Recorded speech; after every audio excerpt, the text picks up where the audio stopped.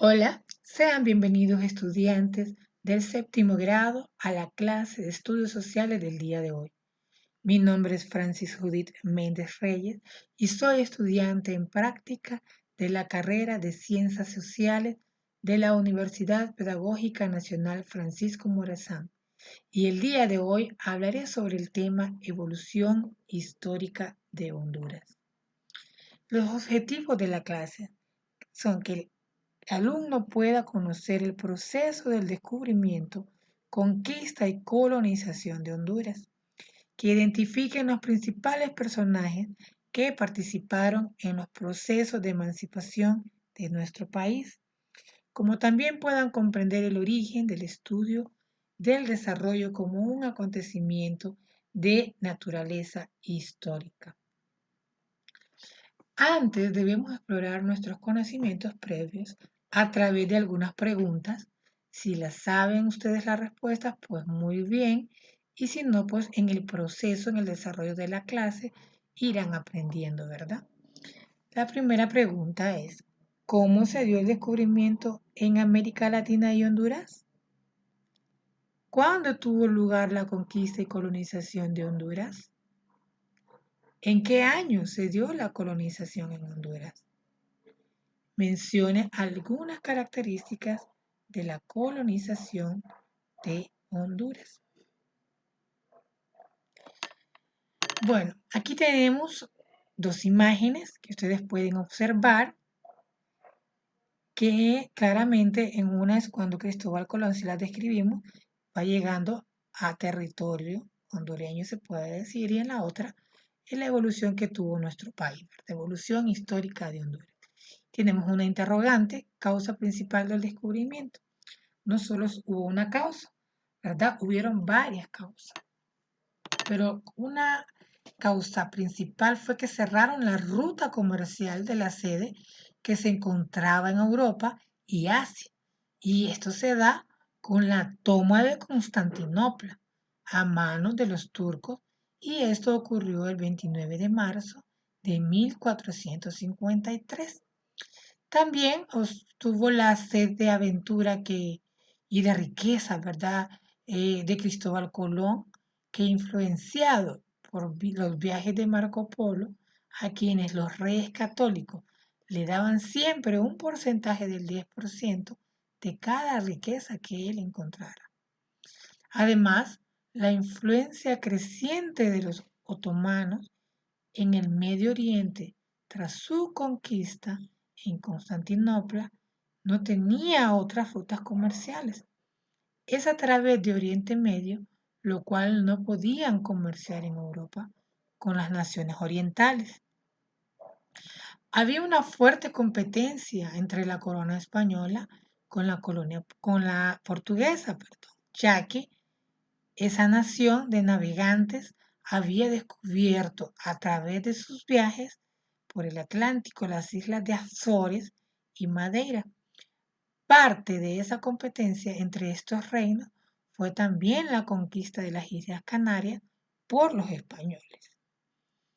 También buscaron una nueva ruta hacia las Indias. Las rutas que conocían eran muy costosas, ¿verdad? Ya que ya sea por aranceles o intercambios de comercio, por largas distancias o por los peligros que ellos enfrentaban en estos viajes, cada uno de los que proporcionara una solución se podría hacer muy rico y ganaría el favor de los reyes. También la búsqueda de riquezas para aumentar el poder económico. Nunca estuvo de más hacer crecer el poder de la corona, ya fuese con metales preciosos como el oro y la plata y otros productos que les generaban ganancias a ellos. Siempre el descubrir en ese entonces nuevos territorios y reclamarlos en el nombre de la corona de España se habían convertido como en sinónimos de poder a partir ya de 1500 después de Cristo. Y de hecho, la conquista de América se llevó a cabo especialmente por parte de iniciativas privadas.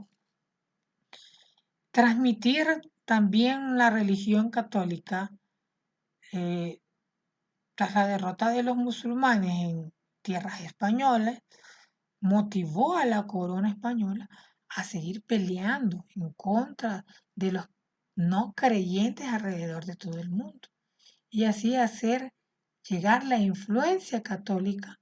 ¿Y para qué? Para poder convertirlos en fieles. También están los factores que promovieron la independencia de América de Honduras. Tenemos los factores externos como también los factores internos.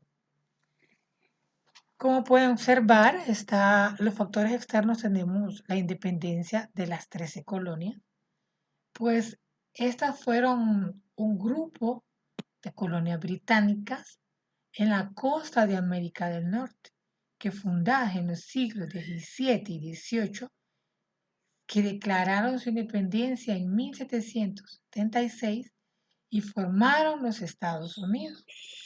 También estaba la Revolución Francesa, dada en 1789.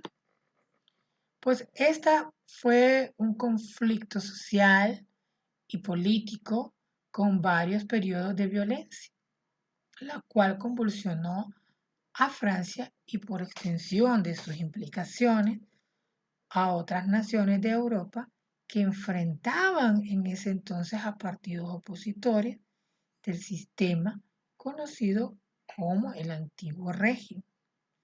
Estuvo también la invasión francesa a España. Esta se dio durante la Guerra de la Península Ibérica, que inició muy sigilosamente en 1808, durante la entrada que habían autorizado los ejércitos franceses al territorio español. ¿Con qué motivo? Pues con el motivo de invadir a Portugal, que había sido concertada entre franceses y españoles. Y por último ahí tenemos a la Ilustración. ¿Qué fue la Ilustración? Pues sabemos que fue un movimiento cultural e intelectual que principalmente europeo. Ese nació a mediados del siglo XVIII y duró más o menos hasta los primeros años del siglo XIX. Esta tuvo gran influencia en aspectos científicos, económicos, políticos y sociales de la época. Ahora tenemos lo que son los factores internos. Las reformas borbónicas, que dentro de las reformas borbónicas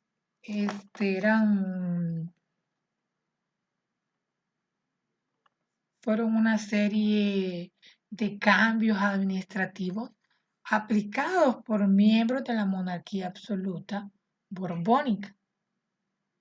Estaban también los movimientos nacionalistas, movimientos sociopolíticos que surgió junto con el concepto moderno de nación propia de la edad contemporánea. Estaban lo que era la política centralizadora de los Borbones. Bueno, ellos establecieron como una nueva dinastía y esa fue la Guerra de Sucesión, que más o menos se dio entre los años 1700 y 1713. ¿Cómo comenzó? Bueno, en 1700, cuando muere Carlos II, que era el último rey de la dinastía de los Austrias, él no tenía descendencia. Entonces, ¿qué pasa? Deja como heredero al nieto de Luis XIV de Francia, Felipe de Anjou. Y es cuando Carlos Archiduque de Austria se opone y este es apoyado por Inglaterra. Y es por esto que se da inicio a la guerra de sucesión entre los dos candidatos y que esto fue como una guerra civil, ¿verdad? Entre Castilla y la corona de Aragón. ¿Y quién venció? Pues el nieto de Luis XIV, Felipe de Anjou. Tenemos las masas populares. Estas masas pues eran marginadas social y económicamente, sobre todo los indígenas, Ya con el resquebrajamiento social se dan algunos movimientos sociales de campesinos y mestizos. Y tenemos por último lo que era la imprenta y difusión de ideas. Pues esto jugó un papel muy importante como expresión de la liberación, ¿verdad?, del pensamiento desde los periódicos eh, que fueron difundiendo las ideas independentistas. Entre ellos destacaron dos que fueron el periódico El Editor Constitucional, que fue dirigido por Pedro Molina, y El Amigo de la Patria, que fue dirigido por José Cecilio del Valle. Consecuencias del descubrimiento de América. Como pueden observar en las imágenes, observamos guerras sangrientas en contra de los aborígenes. Ahí podemos observar en la imagen cuando estaban en pelea los españoles contra los aborígenes. Y también saquearon nuestro territorio. Podemos ver la cantidad de metales preciosos. En ese imagen pueden observar ustedes que eran como minas, ¿verdad?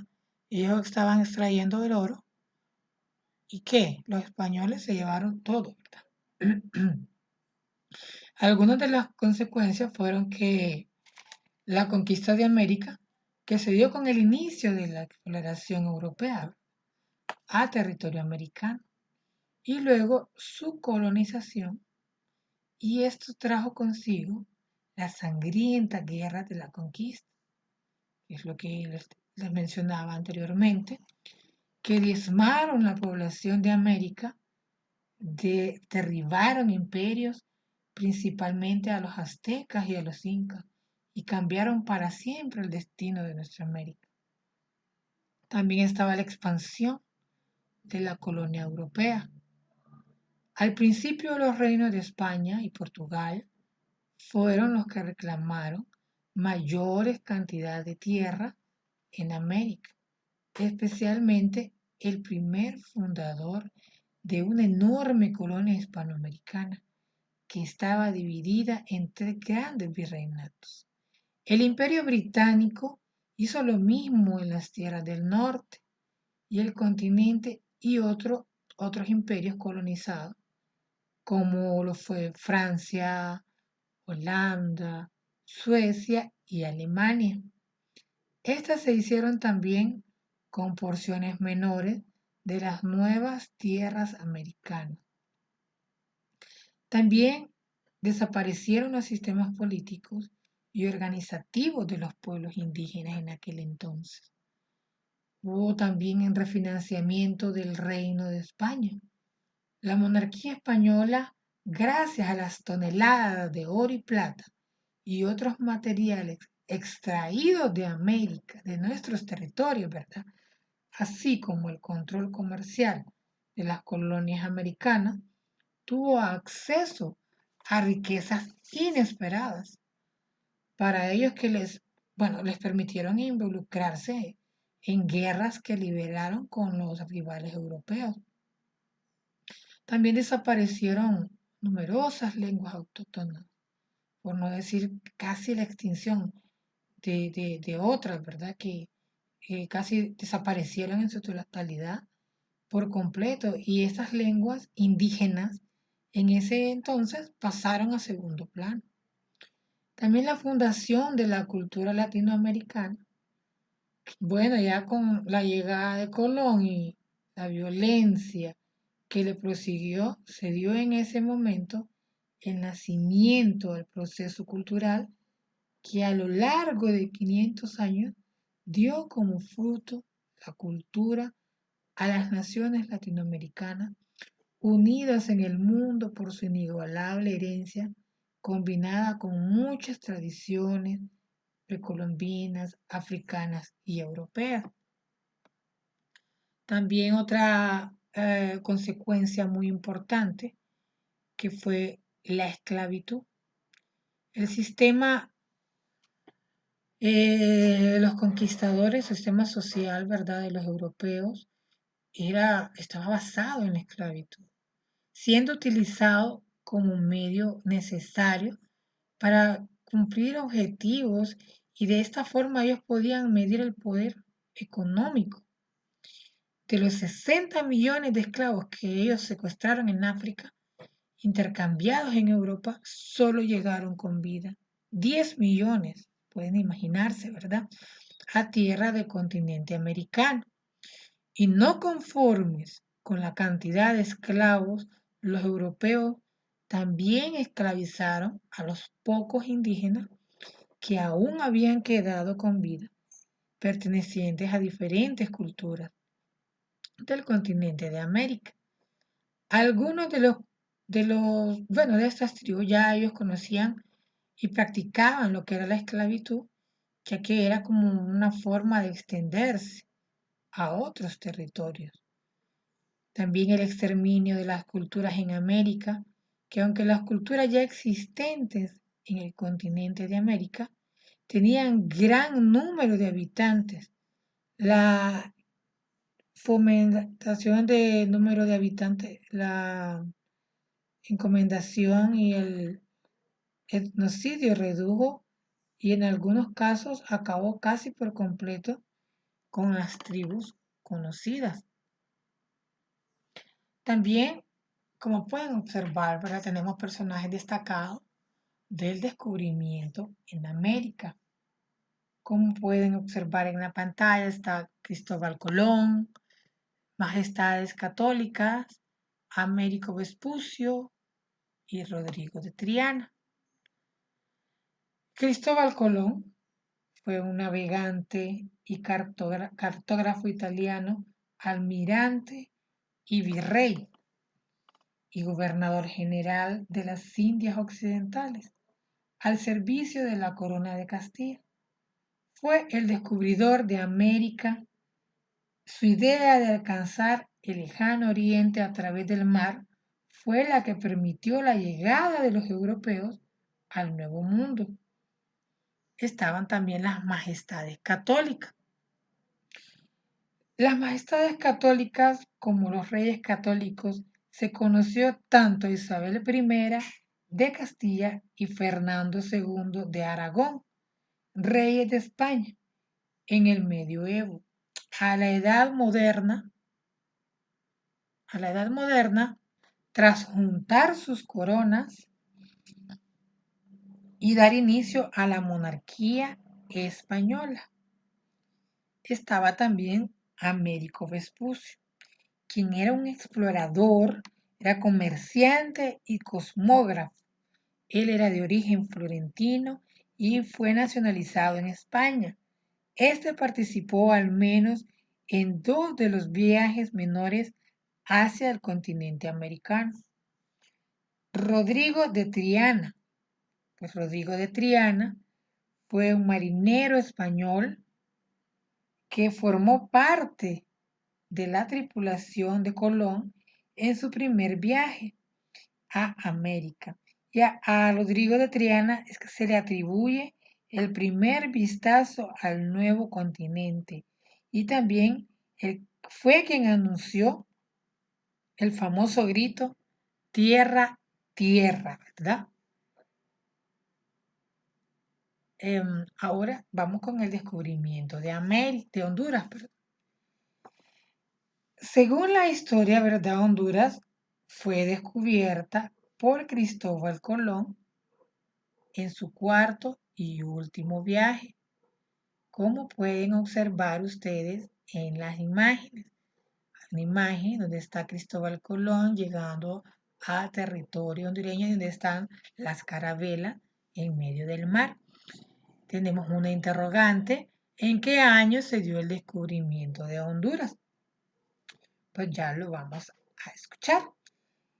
Bueno, como les decía, en su cuarto y último viaje Colón descubrió Honduras. Él llamaba el Nuevo Mundo. Y fue en el año de 1502, respuesta a la interrogante, donde en el nombre del rey de España, Colón toma posesión de nuestro país, de nuestro territorio.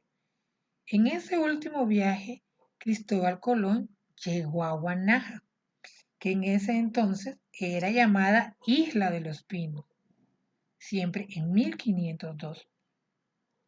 Ya después del descubrimiento, nuestro país estaba intacto, ¿verdad? Tal y como lo encontró Cristóbal Colón, hasta que en marzo de 1524 llegó el primer español a Honduras.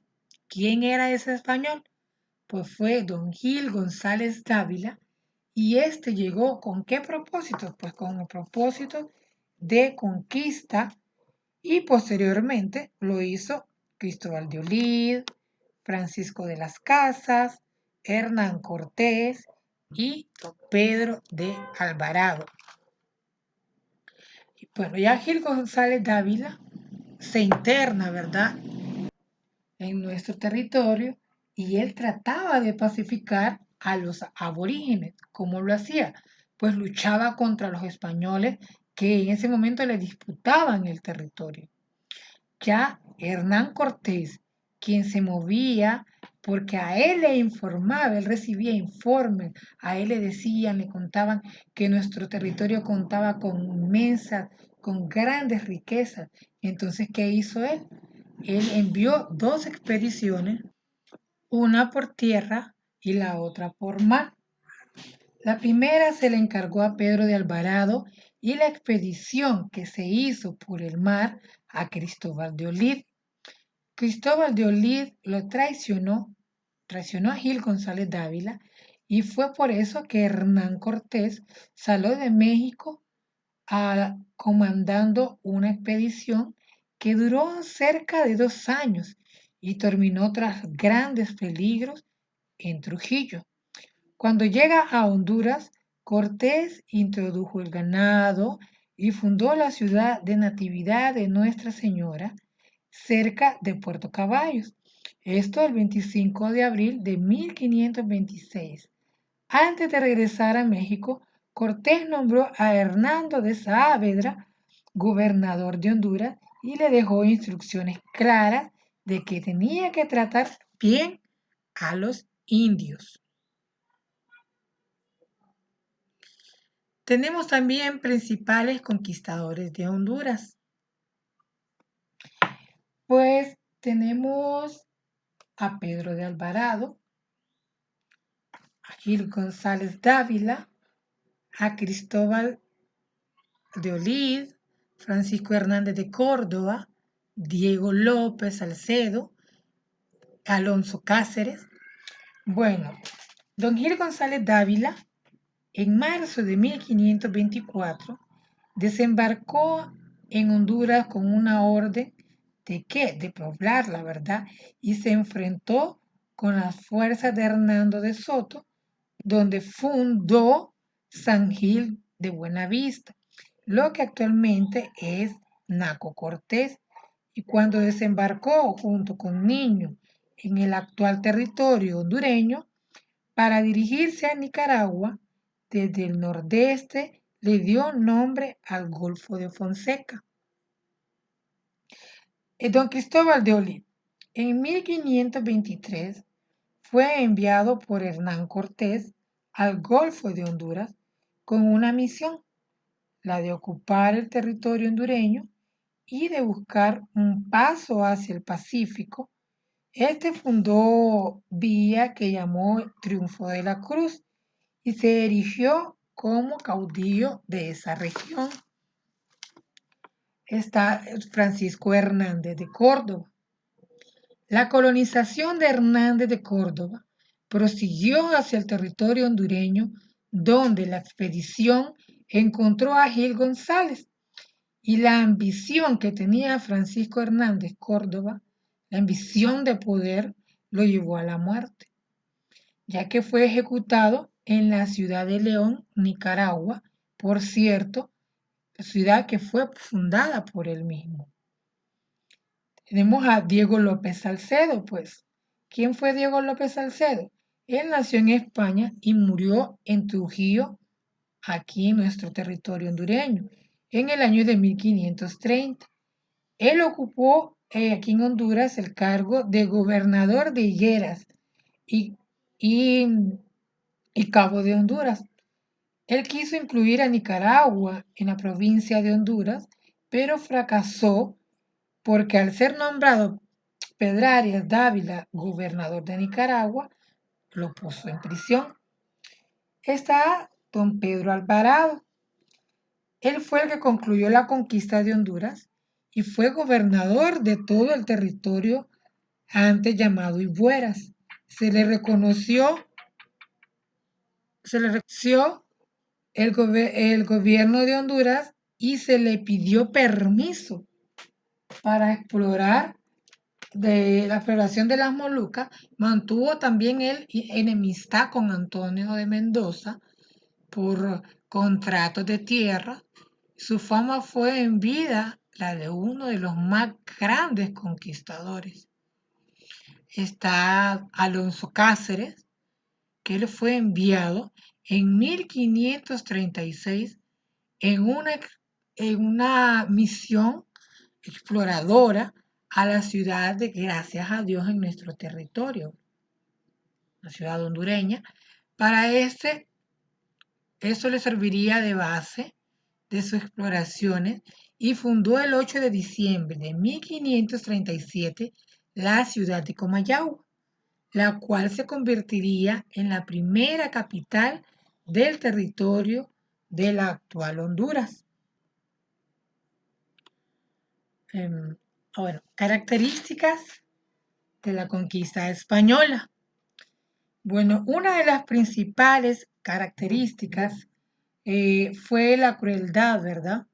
Em, el abuso en contra de la población indígena y por eso se manifestó una resistencia, porque no soportaban tanto abuso, ¿verdad? Por parte de los españoles. Y en el caso de nuestro país, esa resistencia estaba representada por el cacique Lempira, quien se supone que logró levantar unos 2000 indígenas. Y se dice que fue una poderosa coalición la que tenía. Y su centro político o de reunión en la ciudad fue en la ciudad de Entepic. Y también tenían una fortaleza militar en el Peñol de Serquín. Serquín era la base donde la resistencia planeaba sus movimientos. Esta era la armada de mayor potencia en esa zona en aquel entonces. Estaba también la evangelización.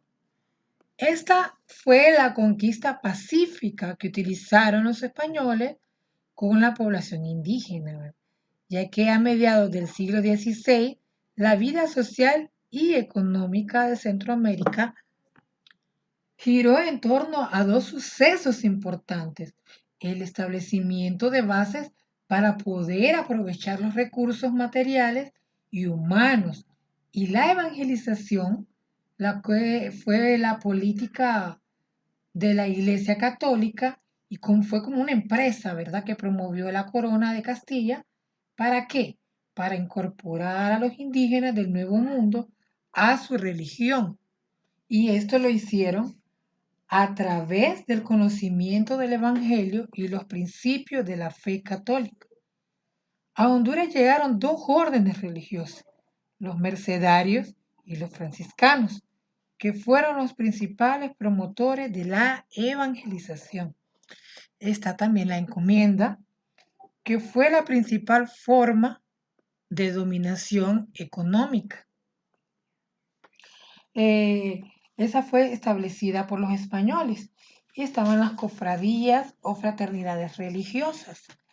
Estas son las que reunían a los creyentes, quienes pedían protección de Cristo, de la Virgen o de un santo en particular. Ya las cofradías representaban otro tipo de demanda, ¿verdad?, que les impusieron los españoles a los indígenas. Estos tenían que pagar cuotas o realizaban trabajos comunitarios, en donde su producto, ya fuera monetario o en especies, eran utilizados para que ellos cubrieran los gastos de misas y celebraciones especiales. Solo los bautizos tengo entendido que eran gratis. la anexión a México. Bueno, este es un evento histórico durante el cual las provincias centroamericanas se habían formado con anterioridad a la Capitanía General de Guatemala y se habían independizado de España el 15 de septiembre de 1821. Se unieron al primer imperio mexicano por órdenes emitidas por el gobierno central, el cual se ubicaba en Guatemala y el cual era liderado por Gavino Gaiza, lo cual fue aceptado por la mayoría de estas provincias, excepto San Salvador, la cual fue invadida por ejércitos mexicanos y guatemaltecos. Hasta febrero de 1823, cuando Vicente Filisola ingresó a la ciudad de San Salvador y él declaró unidad al imperio mexicano. Pero esta anexión de provincias centroamericanas duró poco, ya que hubo insurrección de parte del general Antonio López de Santa Anna, que llevó a la renuncia del emperador Agustín Iturbide y a la instauración de la República de México, lo que llevó a que el 1 de julio de 1823 Centroamérica se declarara independiente bajo el nombre de Provincias Unidas de Centroamérica. Algunos de estos factores, después de la separación de Guatemala de la corona española, surgió la idea de anexar las provincias centroamericanas al primer imperio mexicano. Esta corriente ideológica, bueno, pues surgió de familias pudientes, ¿verdad?, del país, en un intento de formar una nueva nobleza americana. También en todo el territorio centroamericano se hicieron consultas populares respecto a la anexión y a la mayoría la encontró favorable. El 5 de enero de 1822, Centroamérica pasa a ser parte del Imperio de México. Bueno, tenemos una conclusión acerca de esto y es que el descubrimiento de América o encuentro de los dos mundos, como también lo llamaron, a este suceso con motivo del quinto centenario de la hazaña lograda por el navegante genovés Cristóbal Colón, al mando de 3 carabelas, la Niña, la Pinta y la Santa María. Este y ha sido uno de los acontecimientos más importantes de los últimos siglos, porque cambió el rumbo de la historia. Eso fue como una conclusión, ¿verdad? Bueno, jóvenes, este es la clase de hoy. Esto fue todo. Y ya pueden entrar a Classroom, donde ustedes encontrarán las tareas asignadas acerca de lo que fue la clase de hoy. Espero les haya gustado y hayan aprendido mucho, ¿verdad?